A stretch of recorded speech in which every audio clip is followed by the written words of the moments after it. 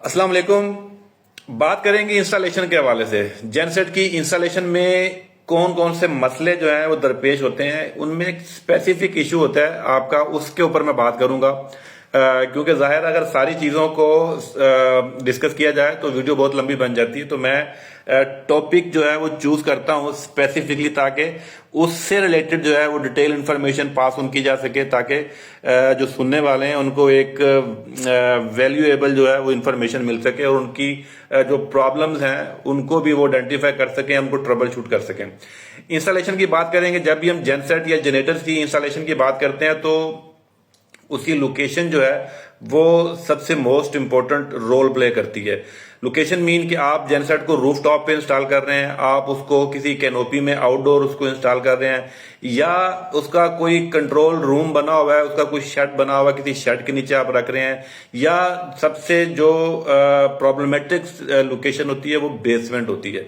Mostly जो multi storey buildings हैं आपकी, उनके अंदर ये प्रॉब्लम होती है कि आपको रूफ टॉप पे जो जेनसेट है वो पहुंचाना या ले जाना वो काफी कॉस्टली होता है और काफी प्रॉब्लमेटिक भी हो सकता है, और बहुत सारे उसके अंदर इश्यूज जो है, मसाइल जो है वो दरपेश होते हैं। तो मजबूरन हमें बेसमेंट में जो है वो पावर हाउस को डिजाइन करना पड़ता है। तो जब हम पावर हाउस में डिजाइन करते हैं तो वहां पर एक प्रॉब्लम आती है हमें एयर की, क्योंकि याद रखें कि जब भी कंबस्शन की बात की जाएगी तो एयर तो वहां पर आपको चाहिए ही चाहिए। तो एक टर्मिनोलॉजी इस्तेमाल की जाती है क्यूबिक फीट पर मिनट, जिसको CFM बोला जाता है। तो जी हाँ, CFM वो यूनिट है जो हम एक मेजरमेंट करते हैं अपनी उस एयर फ्लो का, जो वॉल्यूम है, जो हमें एयर चाहिए। अब एयर हमें क्यों चाहिए, किस किस मकसद के लिए चाहिए, उस इंजन के लिए, वो हमें कंबस्शन के लिए चाहिए, वो हमें कूलिंग के लिए चाहिए, क्योंकि एयर के बगैर जो है आपकी कंबस्शन जो है वो पॉसिबल नहीं है।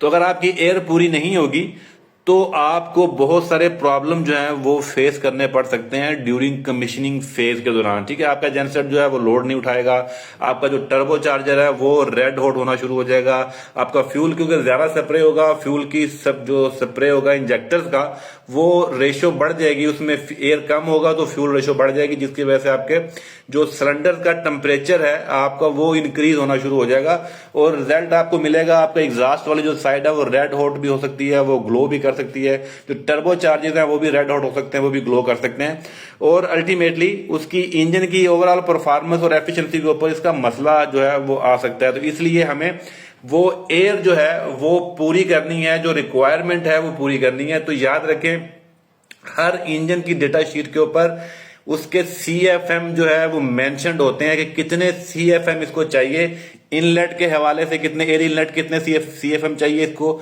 इसको जो कूलिंग के लिए कितने CFM चाहिए। तो वो CFM हमें पूरे करने पड़ते हैं, अदरवाइज जो है वो प्रॉब्लम हो जाएगी।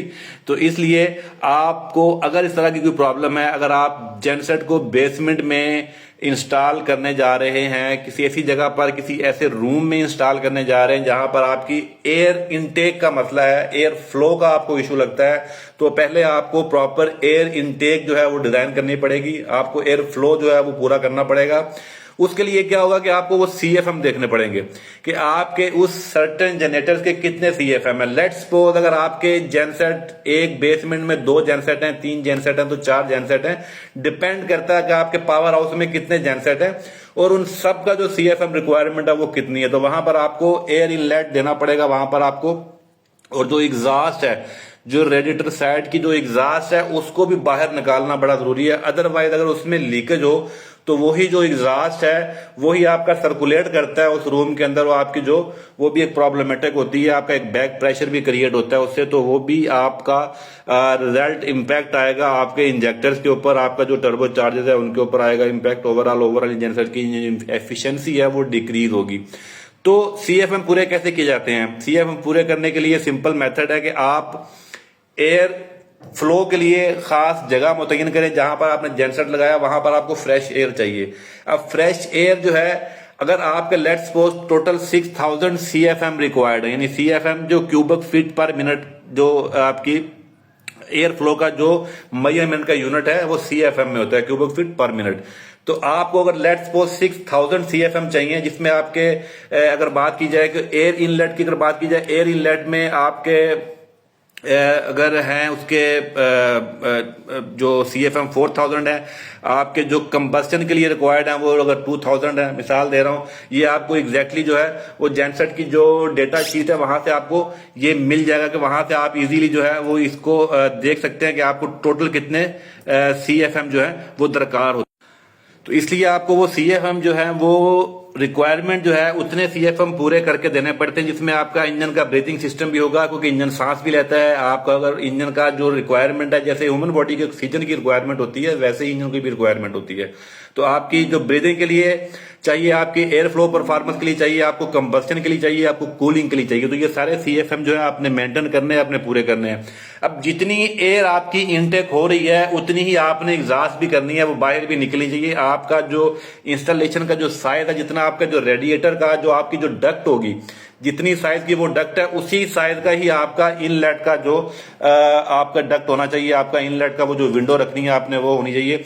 इन सर्टन केस आपके पास इस तरह की ऑप्शन नहीं बनती, वो शायद आपके पास छोटा होता है, तो आपको फिर फैन लगाने पड़ते हैं, और वो फैन आपको स्पेसिफिक CFM रेटिंग में मिलते हैं, जिससे आप अपनी वो CFM की जो रिक्वायरमेंट है वो आप पूरी कर सकते हैं। तो आप उतने ही फैन आपको लगाने पड़ेंगे उस बेसमेंट में, उस रूम के अंदर, उस लोकेशन के अंदर, कि आपकी जो रिक्वायरमेंट मीट करे। अगर आपके 6000, 7000, 8000 अगर CFM की रिक्वायरमेंट है, अगर आपकी 20,000 CFM की रिक्वायरमेंट है, तो आपको उतने ज्यादा फैन लगाने पड़ेंगे जो फ्रेश एयर देंगे, आपको इनटेक करेंगे। वो फ्रेश एयर आपकी जाएगी, आपकी कंबस्टन के लिए जाएगी, ब्रीदिंग के लिए जाएगी थ्रू टर्बो चार्जर, ठीक है।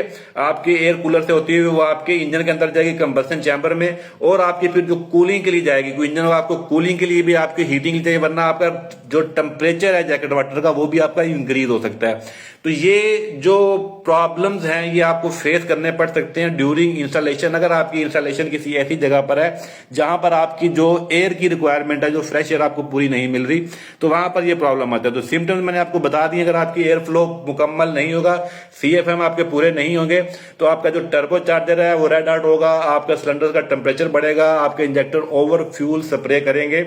ऑब्वियसली ओवर फ्यूल स्प्रे तभी करेंगे जब आपकी ऑक्सीजन कम होगी, क्योंकि उससे तो मेंटेन करने की कोशिश करनी है। तो इसलिए इंस्टॉलेशन के दौरान जब भी आप किसी रूम में जनरेटर को इंस्टॉल करते हैं तो वहां पर ये चीज जो है बहुत इंपॉर्टेंट है, बहुत जरूरी है। लेकिन आप अगर रूफ टॉप पर जा रहे हैं, आप अगर किसी शेड के नीचे रख रहे हैं, तो वहां पर कोई इशू इसका बिल्कुल भी नहीं है, क्योंकि आपके पास वहां पर ओपन एयर है, वहां पर फ्रेश एयर का इशू नहीं है, वहां पर प्रॉब्लम नहीं है। तो ये मसला सिर्फ और सिर्फ तब होता है जब आप किसी बेसमेंट में या किसी ऐसी अंडरग्राउंड जगह पर जो है अपना पावर हाउस लगा रहे हैं, जहां पर जनरेटर लगा रहे हैं, तो वहां पर ये प्रॉब्लम जो है मुस्लिम लोगों को फेस करना पड़ता है। तो सिंपल सोल्यूशन है, सिंपल हल है। अपने जेनसेट की रिक्वायरमेंट को चेक करें, डेटा शीट में स्पेसिफिकेशन पे आपको CFM मिल जाएंगे बिल्कुल ब्लैक एंड व्हाइट के अंदर। वहां पर आप देखें कितनी रिक्वायरमेंट है, वो CFM आपने पूरे करने हैं, तो आपका मसला जो है वो हल हो जाएगा। उम्मीद करता हूं ये वीडियो आपके लिए हेल्पफुल साबित हुई होगी। If you need any further information, so you may contact me any time without any hesitation. I will contact you, I will reply you as soon as possible. मिलते हैं अगली किसी वीडियो में। Wish you all the best of luck. तब तक अपना ख्याल रखिए। अल्लाह हाफिज।